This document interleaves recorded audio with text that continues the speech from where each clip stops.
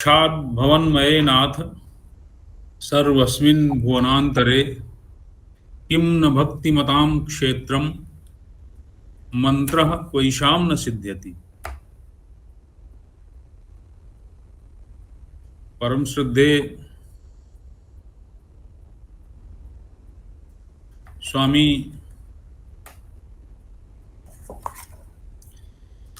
ईश्वर स्वरूप जी महाराज को प्रणाम करते हुए, जिनकी कृपा से, जिनकी महिमा से काश्मीर शैव विद्या कलयुग के इस पक्ष में हम लोगों को सुनने को या अध्ययन को उपलब्ध हो रही है, उनकी क्या महिमा कहें। क्योंकि पुष्पदंत ने स्वयं ही कहा है कि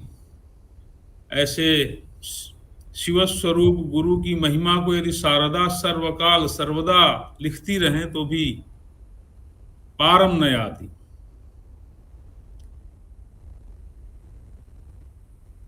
मैं स्वामी जी के प्रसंग में, मुझे इस जो गुरु परंपरा स्वामी राम जी, माता काप जी और लक्ष्मण जी महाराज जी की, रामेश्वर झा जी की, कमलेश झा जी और अन्य विद्वानों की जो काशी में इस समय उपलब्ध है शास्त्र पक्ष की, उसको ध्यान में रखते हुए मैं स्मरण करता हूं कि कैसे जब कलयुग में जो सिद्ध गण थे वो कलाप इत्यादि ग्रामों में चले गए और जन पक्ष के लिए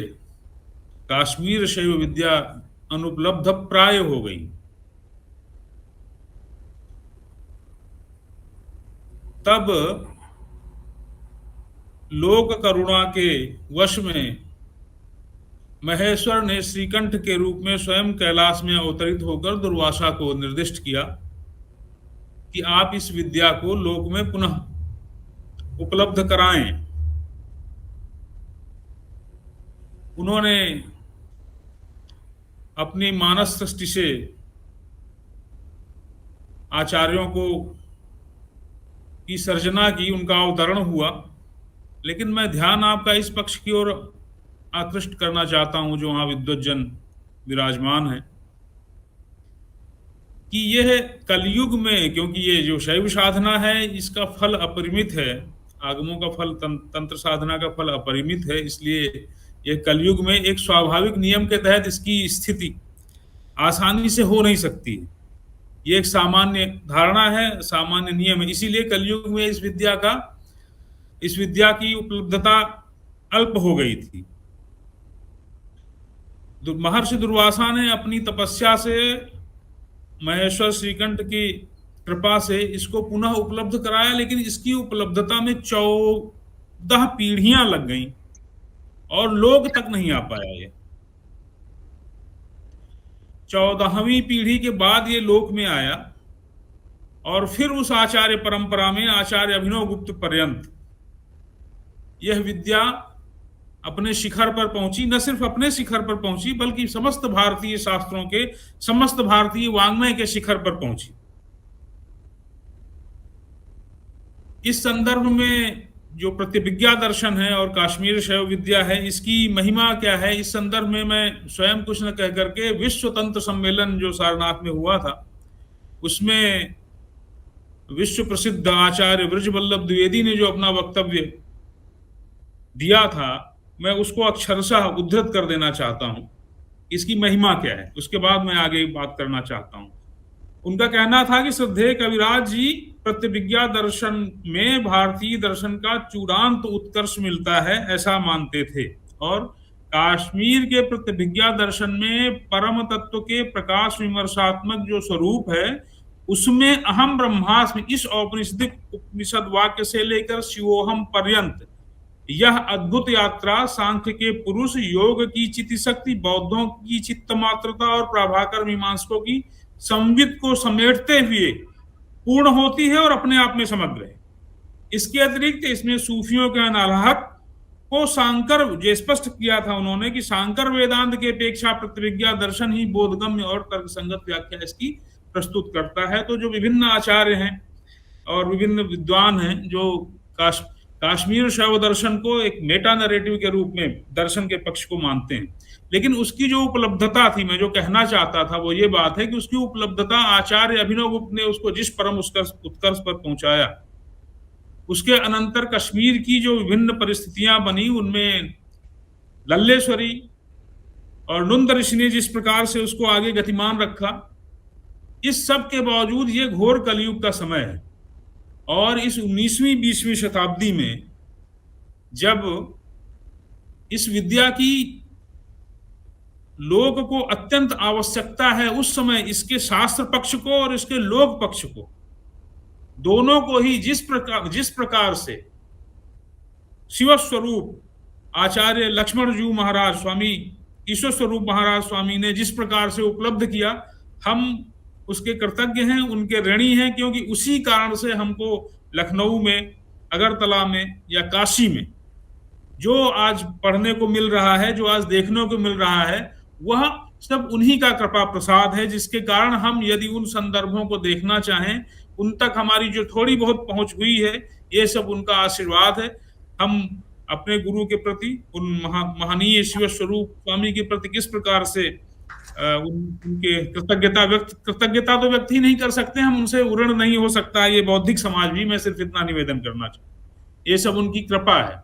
ऐसा कहा जाता है कि स्वामी जी से पढ़ करके फिर बनारस में दो परंपराएं चली। एक शास्त्र की परंपरा चली, जहां शास्त्रों का पांत अध्ययन आचार्य रामेश्वर झा जी ने प्रारंभ किया, स्वामी लक्ष्मण जी महाराज के आशीर्वाद से। कविराज जी प्रवचनात्मक माध्यम से तंत्रों को जन तक उपलब्ध कराते रहे। स्वामी रामेश्वर जी की परंपरा से, आचार्य रामेश्वर झा जी की परंपरा से उनकी विद्या के जो औरस उत्तराधिकारी परम विद्वान आचार्य कमलेश झा जी और आचार्य कमलेश दत्त त्रिपाठी जी, इसके अतिरिक्त जितनी भी बनारस की और इस पूरे उत्तर भारत में प्रायः मैं जिन लोगों को जानता हूँ, वो सारे लोग किसी न किसी रूप में आचार्य लक्ष्मण जी से साक्षात रूप से या उनके शिष्य आचार्य रामेश्वर झा जी से पढ़े हुए हैं और उनसे उन्होंने विद्या प्राप्त की। महत्व उनका यह है कि जो उन्होंने दोनों पक्ष,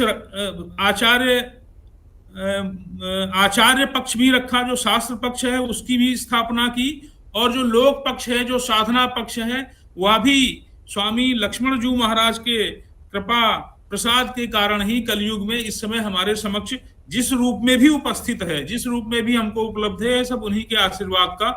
फल है। इसके अतिरिक्त जो आम तौर पर होता क्या है, समय की क्या स्थिति रहेगी, हमको बता दीजिएगा। Yes yes, I request you